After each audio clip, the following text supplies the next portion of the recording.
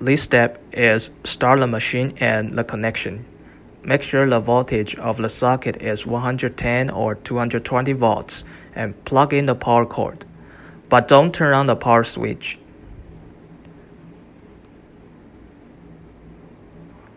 Click Printer Settings on the top right of the software and choose the printer type, which is S053. Select the COM port manually if it doesn't show up automatically under the Connection tab.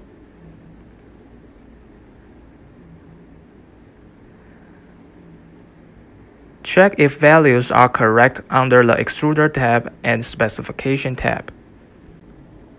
The nozzle diameter is 0.4 millimeters.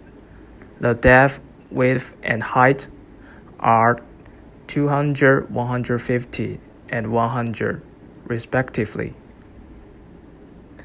Click OK after checking all of it. Next, press Connect on the top left of the software.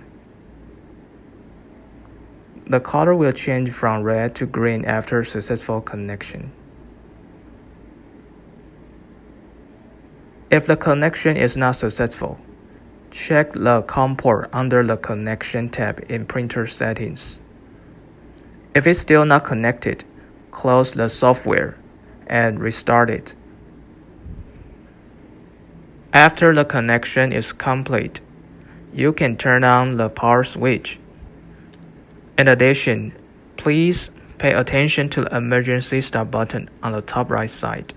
If there is an emergency, please press the emergency stop button immediately to stop all the movements of the printer. Every time the emergency stop button is pressed, it is necessary to confirm if XYZ axes are returned to 0.